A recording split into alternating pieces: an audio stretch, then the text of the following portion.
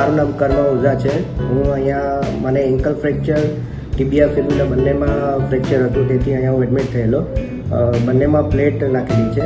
ત્યારબાદ ફિઝિયોથેરાપીમાં હું અહીંયા રેલવેમાં આવેલો, જ્યાં ડૉક્ટર વિશાલના ગાઈડન્સ અંદર ફિઝિયોથેરાપી ચાલુ કરાવેલી.